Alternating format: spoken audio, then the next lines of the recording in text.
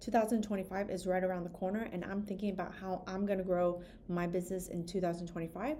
So I'm going to share it with you as well, so you can think about how you can grow your occupational therapy business in 2025. My name is Huang. I'm an occupational therapist and certified hand therapist, and I'm here to help you as an occupational therapist grow your clinic, all right? Or whatever business you have. There's only three ways in order to grow a business. It's get more patients, keep more patients longer, and increase your prices. So let's write that down on the board. You know me, I'm a fan of writing shit on the board. So let's take it to the board. And every business person is going to teach you this, so it's not necessarily that I'm saying anything new, but it might be new to you. So, how do you grow your business?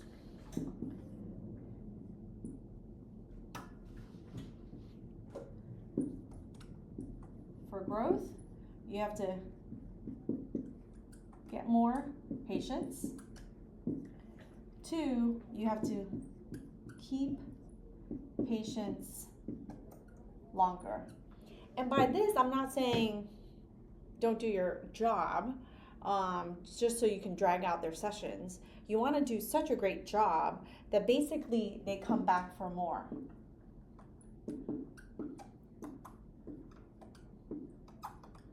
You want to do such a great job that they're coming back for more and they're telling people. So that's how you can then get more patients, right? 3, increase your prices. Now, some of you guys might be here at increase your prices. I'm not there. I already increased my prices this year, and I'm happy with my price.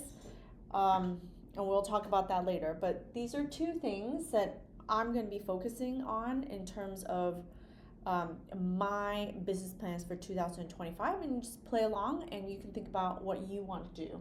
So I always think about these 2 essentially the most, right? I pay attention to this to the most. Like, how are you going to get more patients?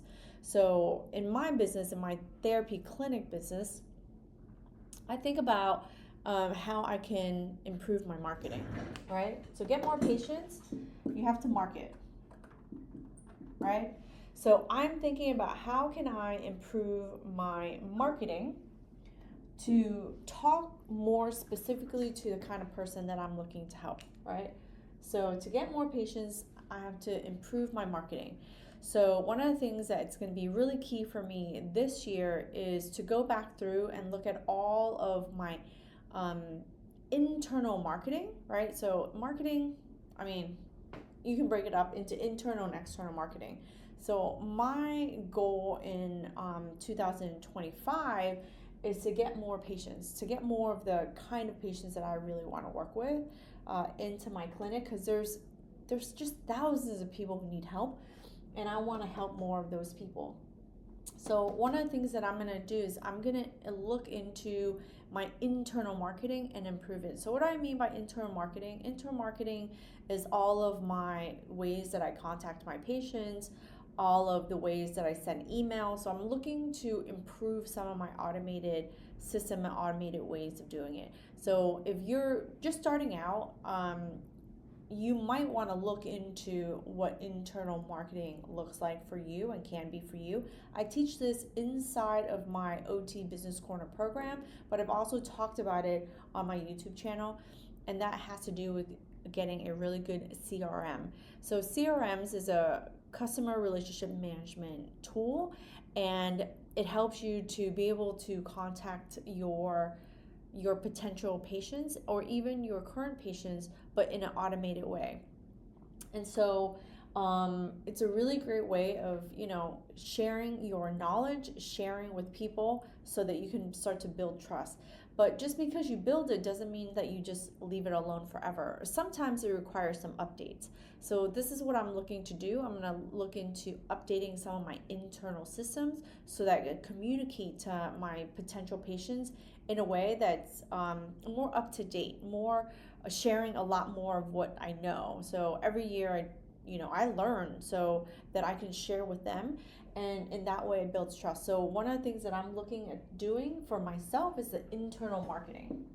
I'm going to put that internal marketing. So the way that I also get patients is I create a lot of videos for my therapy clinic. So that is what I would consider external marketing. So let's put that into this bucket, external marketing. And I think that I'm doing a pretty good job at what I'm currently doing. I create videos on my clinic side, and I put out 4 videos. A month. So every week I put out, one particular topic. And what's been really great is I've been getting a lot of questions from some of the videos, and I'm also getting to see what people are really interested in and what people are currently struggling with. And so that's going to help me to be able to create more content like that. So in 2025, part of my business plan is to improve upon some of my marketing. I'm always looking at improving my marketing, and it's just because in order for a clinic to make money and to be able to grow, you've got to constantly bring in new patients. It's really important to not just market to doctors, and I do a lot in terms of the workers' comp world. So I have what's considered a hybrid practice. I take Medicare, and I also work with injured workers. I love working with injured workers, and one of the reasons why I love it is because I personally feel like they are an underserved community. I feel like they don't get enough help because they tend to be, it's dictated on a system that is not necessarily looking out for them. And so the only way I can do it is I look out for them. So if anyone is willing to come to my clinic, is being willing to be sent to my clinic, then I just make sure that I'm looking out for their best interests and how can I get them not just back to work, but back to being very independent in their lives, because we are more than just our work. We are wives, husbands, we have to earn an income for our family. A lot of these people who get injured, they're laborers, and so they're working 2 jobs, they're working weekends, they have hard positions, hard jobs that they do, and without their hands and arms and constant pain, it's just not nice. It doesn't feel really good, and I want to contribute in that way to that community to say, hey, like there's so much more that you can do. And so that's my way of, kind of being able to help this, underserved type of community. They also have like some of the worst hand and arm types of injuries. And so I really like that. That's why I'm a hand therapist. So, there's that aspect, but then there's marketing to a bigger crowd of people who don't get injured at work. They have what I call chronic types of issues. And so one of the things that I'm constantly working on is just sharing with them a little bit more about that, like chronic issues. People have accidents and have, major surgeries and fractures and all sorts of stuff. And so I market to them too, and I share videos. And I've been really enjoying that. So I'm looking at, like, as I continue to create videos, I'm not necessarily looking to create more than the 4 that I put out every month, but how can I continually improve upon that so that I can, help more people who are watching? Because I think there's people who are watching that are not in the Miami, area where I have my clinic. They're all over the world. They're all over the United States. And so, if I can help them in any way to then go back to their therapist and ask them questions, my goal is to help people make decisions around what they need to do for their health and for the longevity of their hands and arms. And so, that's my external marketing. I'm gonna continue to look at that and look at how can I improve what I'm currently doing. So that's my plan in order to get more patients, that are then interested into coming and working with the people in my clinic. I have therapists, I have a team, and I want people to come in and work with these people, give them a chance to show off like their skills and how great everyone is and the culture of the clinic. So it's not just about me. But that's my goal. That's my goal for 2025. I mean, then from that particular aspect, then I dive into more of it. You can get into the nitty-gritty, into the details of it. But there's more of that inside the OT Business Corner program if you want to dive into that. The other aspect of growth is how can I keep my patients longer? AKA, how can I get them to come back for other things? And so if you've been a therapist and you've had, patients in your clinic for a while, I think that the mentality of the therapy world has always been around, oh, get them better, and then they're gone, right? Poof, they're gone. They never have these injuries, but people have, they either have chronic issues or they'll create new injuries, right?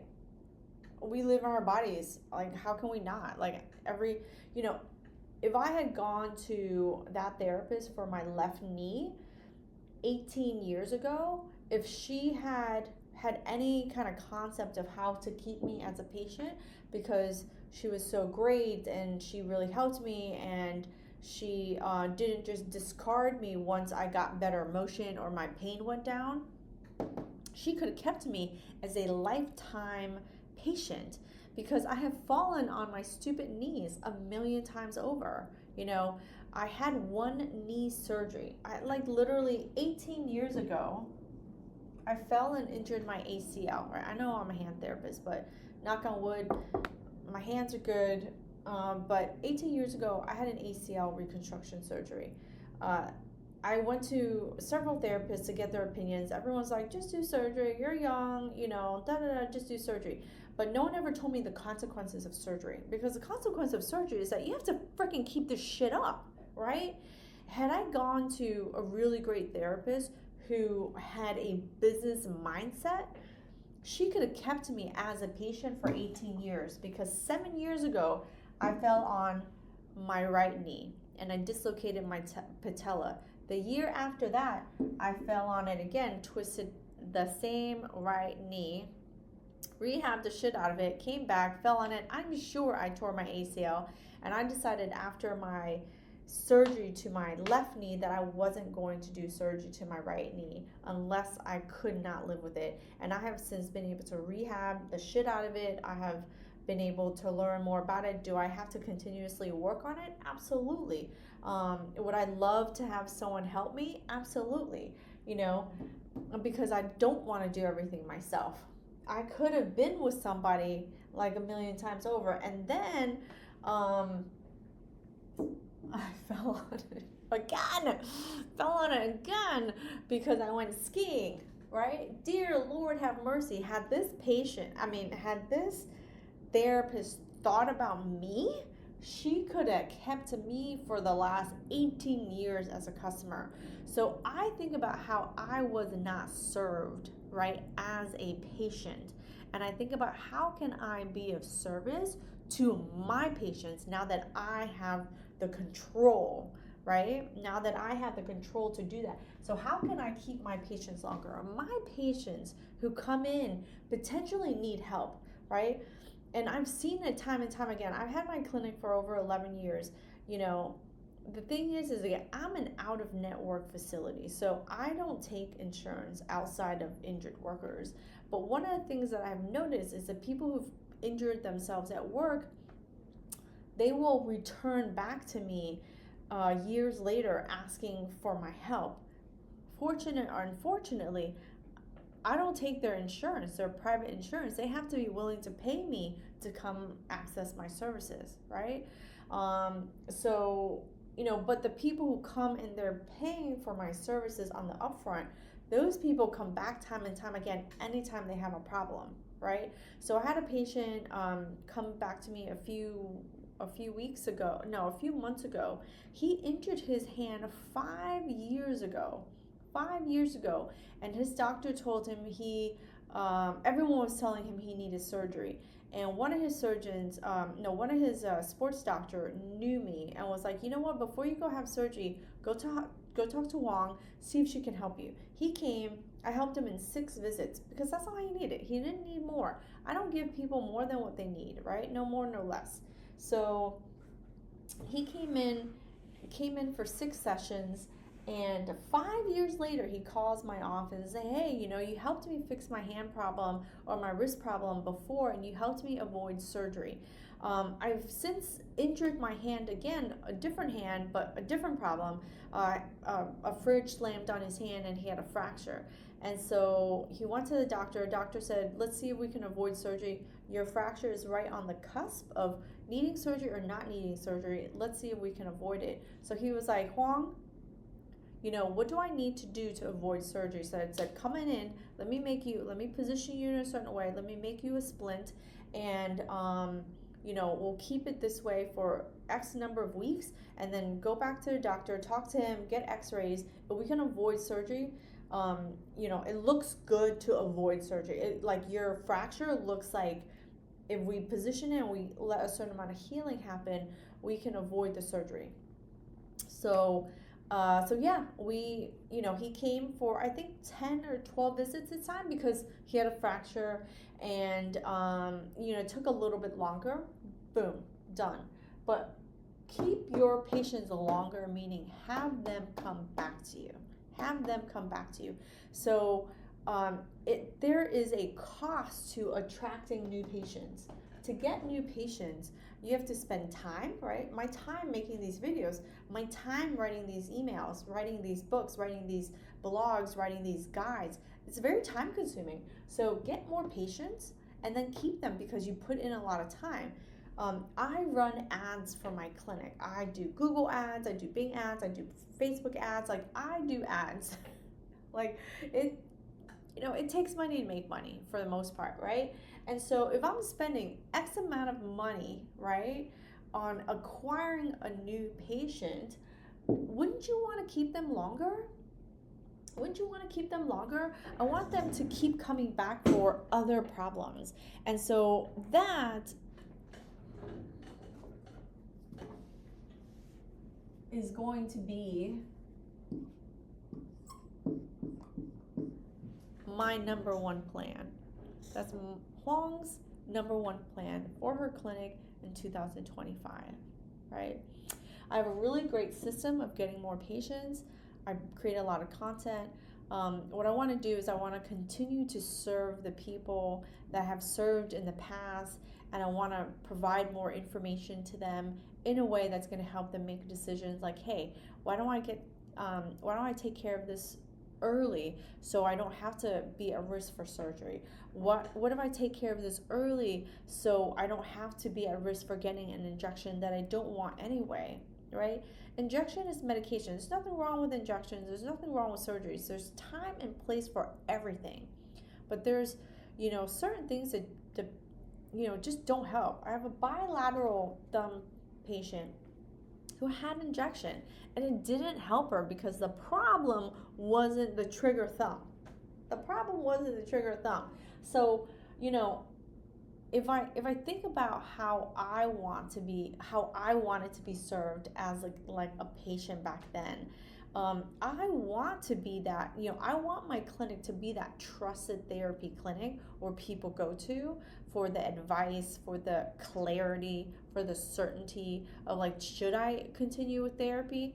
If I do continue with therapy, what should I look for? Should I do surgery? There's cases when you should do surgery, right? There's cases when you should do surgery. There's cases when you should do a second surgery off of that initial surgery. So I want to continue being that person, that clinic, that company for the patients I have served in the past, not only so that they'll come back to me, but I want to create a space where they refer their friends, their family, to continue to do business with me. I went to the bank to open a new business account. That's neither here nor there, but I went to that bank specifically because my parents have an account there, my brother has an account there, so I was like, let me start, I have to diversify my banks a little bit. So I went and started a bank account there, and it was, you have like a gazillion banks to go to, but you're going to go to the one that someone else already knows and trusts. And I was like, since I'm already there for my parents, helping them with stuff, it'll just be easy to do business there. So I started a business account there. I went there to start another business account. The guy that helped me made it so freaking hard. Like, he just made it so freaking hard for me that day. I was like, screw this account. Like, screw this bank. I already have all this shit. I'm going to go back to, this other bank where I also have an account. And I'm just going to set this new thing up because he was just like, it just made it so unpleasant and inconvenient for me. So I went there and they got more business for me. So, I kind of think about that when I'm thinking about like, my growth, my business growth in 2025. My business growth determines my plan. My business growth determines my plans. So I hope that this helps you. If you're an occupational therapist, you want to start a mobile business, you have a clinic already, and you're just looking at like, what can I do to grow? This is what I'm doing, and this is what you can do too. Think about what you're looking for in terms of your particular growth, and then create a plan around it. If you need my help, the link's below. I have a whole business course that's available to you. So check it out. See if it fits what you need right now. All right. Thanks for watching.